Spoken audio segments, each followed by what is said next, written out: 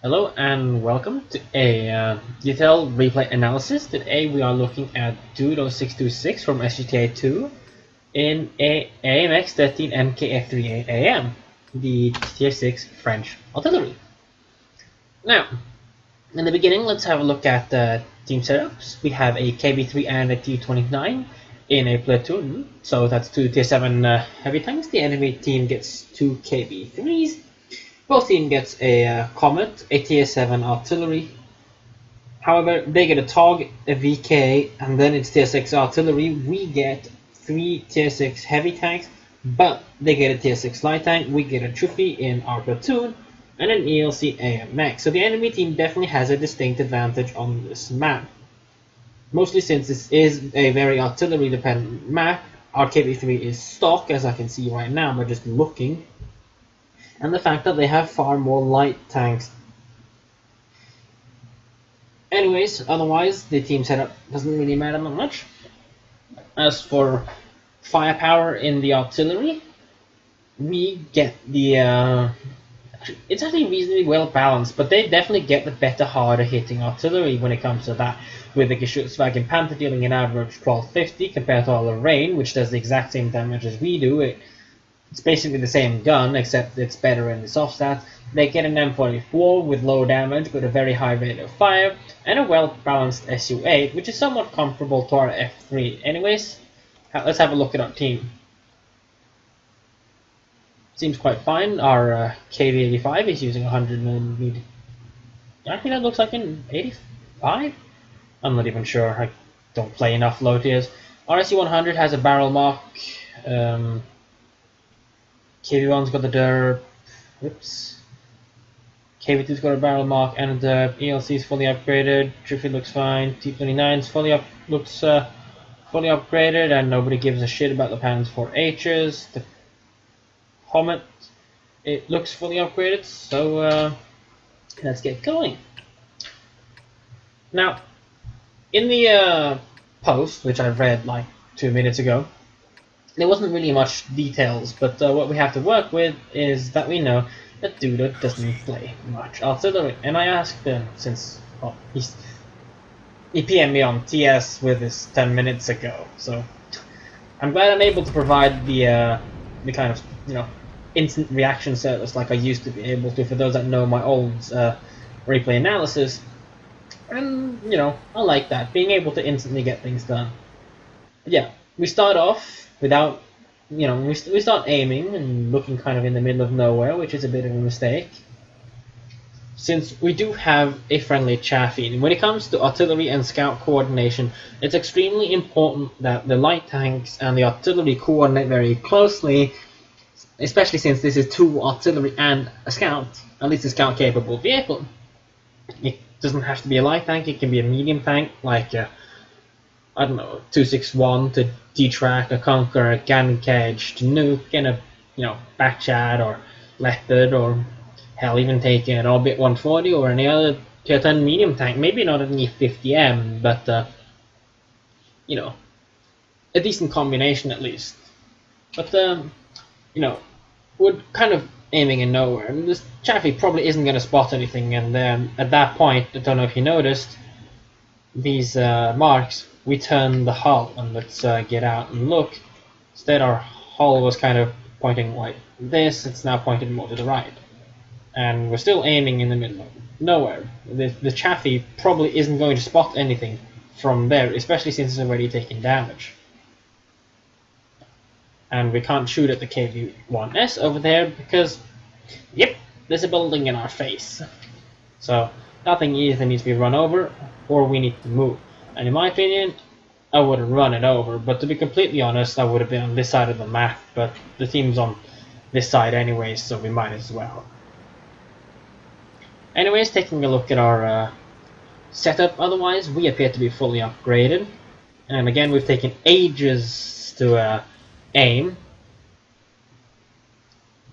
But before we take a shot at this KV-1S, let's look at our setup. We've got a fire extinguisher, we have a repair kit, and a first aid kit. Obviously this vehicle, well, for those that didn't know, this vehicle cannot fit fuel because it's based off the AMX 13 chassis, as the name suggests, and it's a diesel engine, so it doesn't get to fit fuel. Secondly, we're not using food, and judging by everything else, I'm just going to assume we only have 100% crew without brothers in arms. And for artillery, that's pretty bad. And I'll show you why. Oh, and by the way, 9.6 replay, so this is after the accuracy nerf. But let's have a look at this KV-1S. And I want viewers to have a close look at this 0 down there. Now, this KV-1S is getting closer to the rock, and right now we are aimed just on the turret itself, as for the shell coming down. So I would probably drag him a bit more towards there. We fire without fully aiming. The KV-1S goes forwards. The shell would maybe have clipped this turret if he well, it would have clipped this turret most likely if he stayed still. And did you guys see the speedometer? Isn't this exactly where we were? Anyways, Empire Steward takes a hit. Our toon mate clicks it to death. ELC is about to flank our KV-85. He gets taken out because I have no idea what he's doing. I think a spam shot on the ELC AMX. And, well, that's not because he's about to. I'm just kind of gonna. Okay, we've aimed away. Yeah, I remember that. But, you know, just. Next time a light tank shows up in a cursor, I'll use my own mouse cursor to show you where I would probably aim.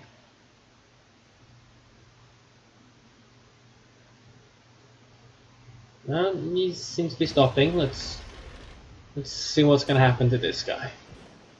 But he's exactly probably gonna die. And again, ELC AMX.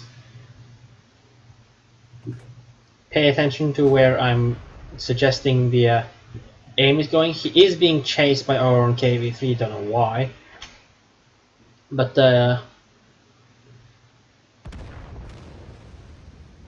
yeah, when it comes to light tanks and the middle ridge over there, you need to keep in mind that it is a bit of a slope. You can see this, and that making kind of a hashtag sign like thing. And light tanks have a tendency to run up, down, and up, around again. They usually don't go up and then all the way back or something stupid, because it takes. The farther away you get from this ridge, the farther away you get from, if you're still spotted, the more likely you are to be hit back here, because enemy tanks don't need to drive as far up as they need to shoot you down here, because they can shoot you from the back end of the ridge. Anyways, again, same bush. And with the introduction of individual missions for artillery, there is one that requires counter battery. So there is, especially in higher tiers, a significantly larger amount of counter battery going on. So you really need to move after your every shot. It's extremely important. Anyways, our aim now on the KV-3 is very good, but it's a almost 1 kilometer shot, and we don't have brothers in arms or food on the vehicle, and this is 9.6. Yeah, the chances of that hitting weren't really that great.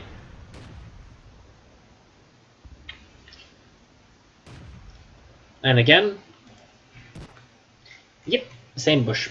Now, we've switched to a heat shell, which I really suggest against, especially, well, I haven't actually played artillery after 9.6, but this range, heat, station, non-stationary targets, nah, just nah. Now would be a good time to take the shot. We do, it misses, and back to HE, and we still haven't moved. Yeah, I'm really stressing this because it's important. Now, we do finally decide to move, which is very late, and it's not even to avoid counter battery fire, and by now the guns are already loaded.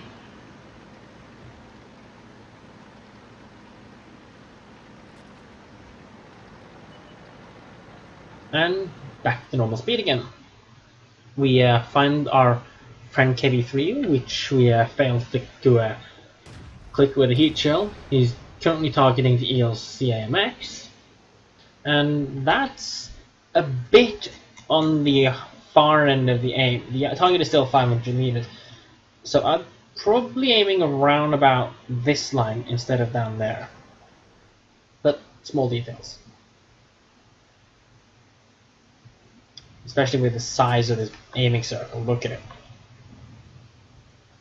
That's a good aim. The shell goes a bit towards the north deviation, and it hits him. That was a bit too much lead, actually. However, a comet has pushed over, so now I would probably head to here and start aiming across. Or we can stay in our current position, or even get into a bush there and try to spot the KB3 coming. But we spot a tog on the back, which really isn't what we should be worrying about right now, because the tog is very slow and there's no way he's going to catch up to us anytime soon. And I would probably at this point hold down right mouse button and have a look at this KV1 and see there is no way he's spotting the tog. It's just too far away. The tog needs to get closer, or the KV1 needs to, move. And there's a comet.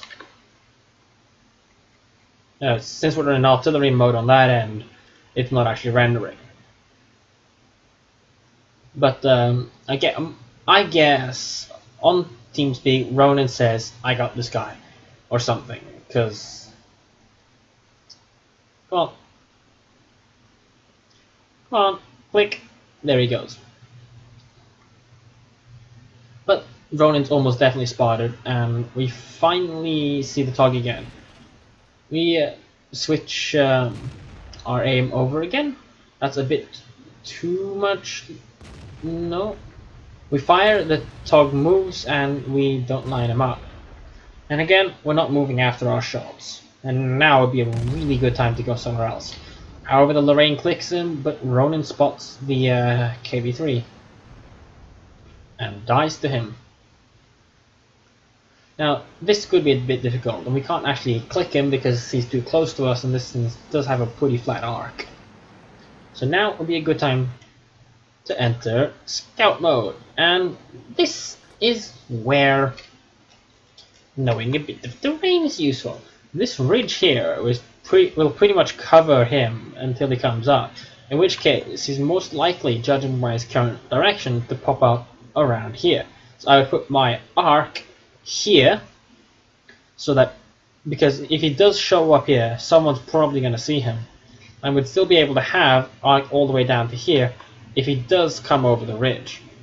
But let's have a look.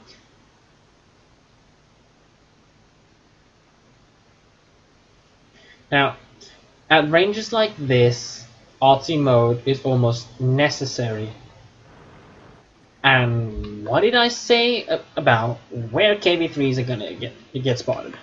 So now I would turn the leftmost arc here, so that the rightmost arc will be around about there, which is exactly what we do. And we begin to aim. Now, this guy is at 303 meters to us. We have bush and a bit of tree in the front. And the KB3 is, if you have decent camo, since we don't have camo on the tank, if you have a good crew, it's unlikely that he will detect us. However, we can also fire the gun when this KB3 is behind that building.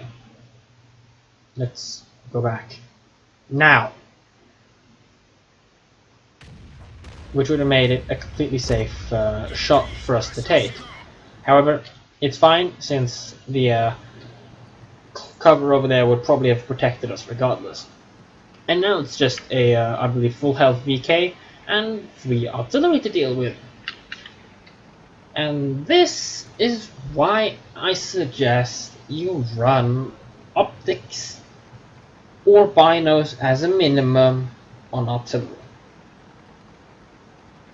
The reason is because when you move into situations like this, you can still scout and BK in our base.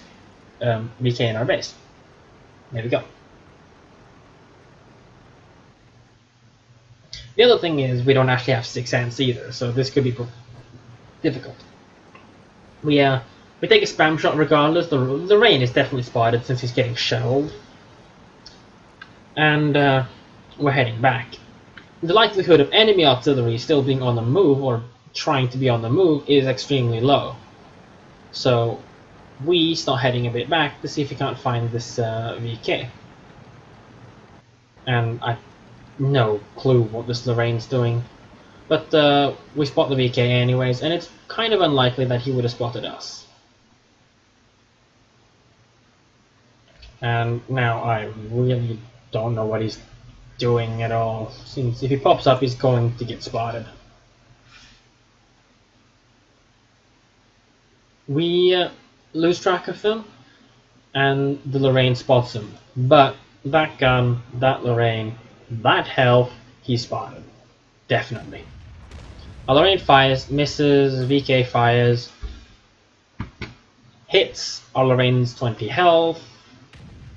We take a well-aimed shot, maybe a bit on the far end, but it hits, it goes in, sets him on fire, and his gun isn't pointed at us. Obviously, I'm looking at in arty mode. Dudo never entered arty mode to look until now.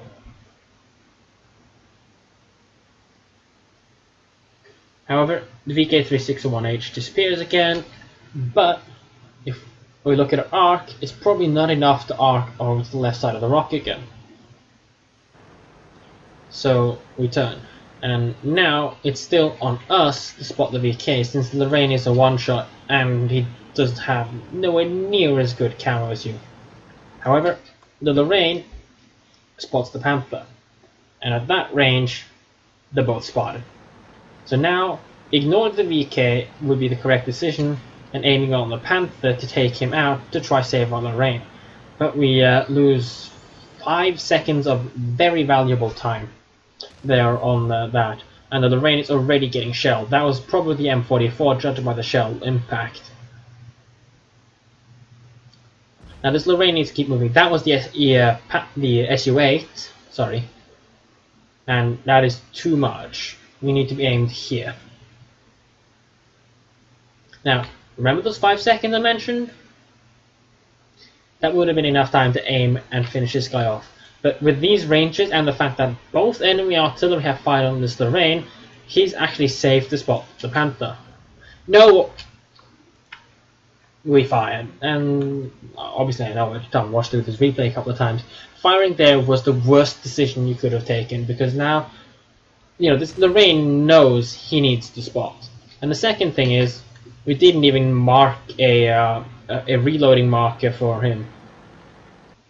So that really cost us. And now, without even being loaded, we're going to go look for the VK. Now keep in mind, at this range, firing on this VK, we will be spotted. But he got a damaged engine. He's not going far. So what I would have done at this point is double bush. This thing does have good camo. Actually, we can't do that. So, but still, backing up to take him out. But then again, my F3 does have a 3-skill crew sitting in it, so that's a completely different issue. But we swap our arc, and we take our time in aiming. Now, this is 160 something meters. We are inside of bush cover. He will not spot us until we fire. So take your time, and don't aim as far as that. Anyways, we do manage to take him out.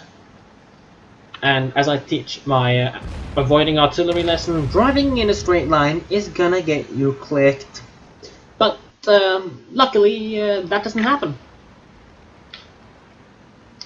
And now, this is a decision I would go against.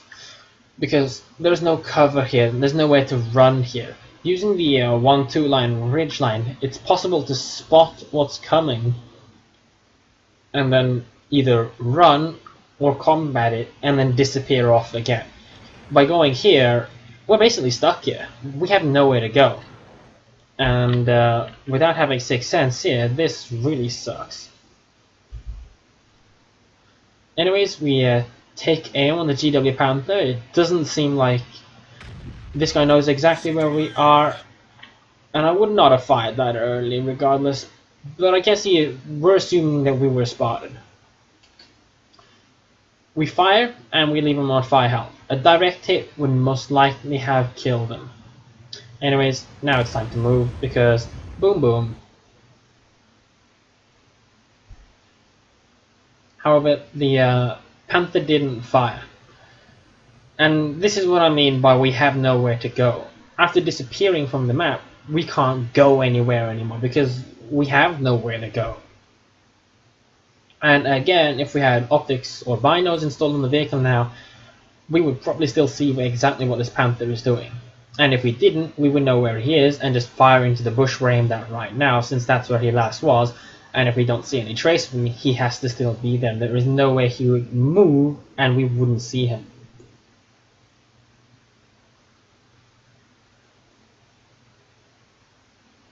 So now it's just a matter of seeing what's going to happen, but we are in a very bad situation.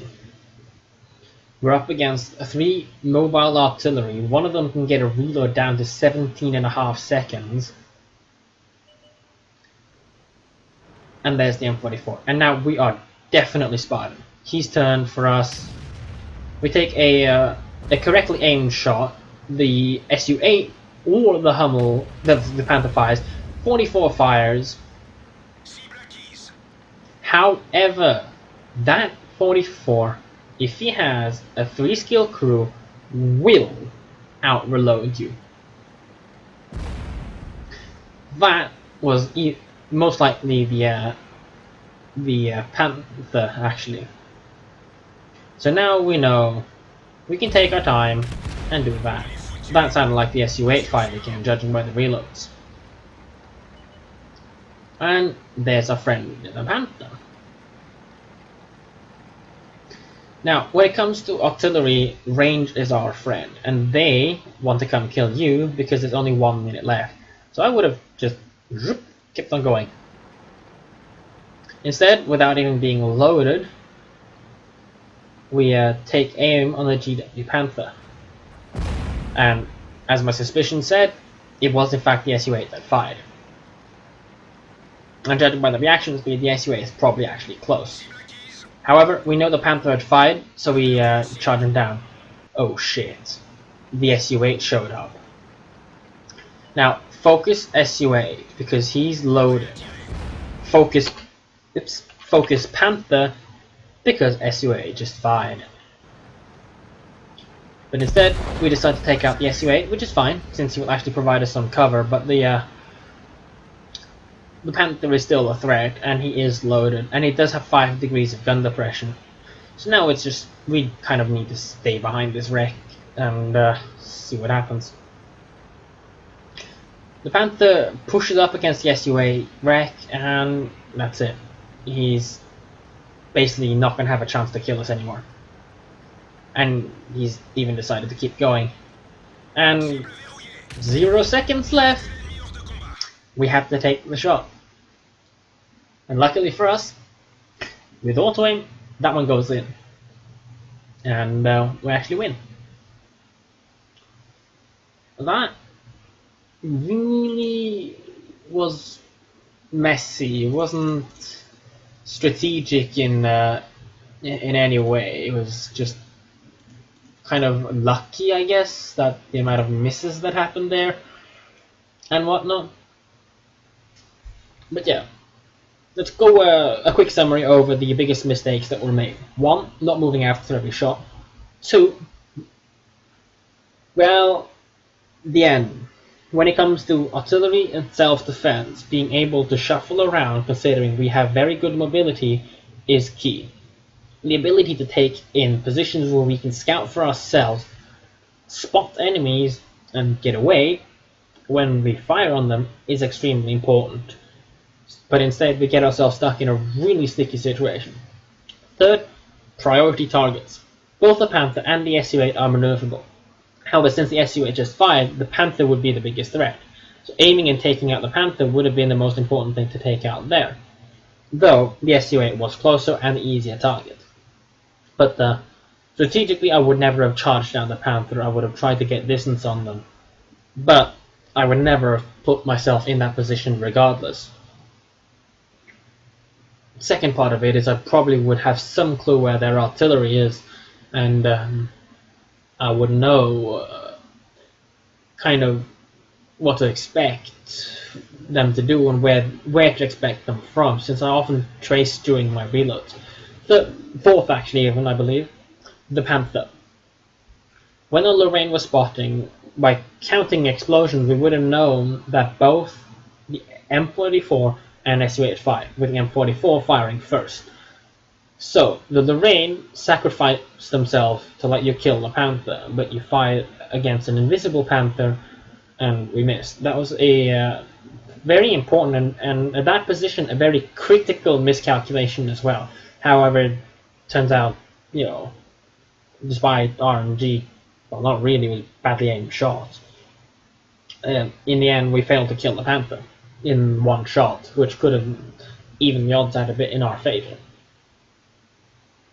5, it's not really an error, but food on RT. It's needed. The accuracy without is just so bad. Anyways, that's it. This thing's almost half an hour long. It's looking at the top left corner of my screen with MSI Afterburner. The recording itself is 71 gigabytes as of now. So thank you for watching, and see you in the next one.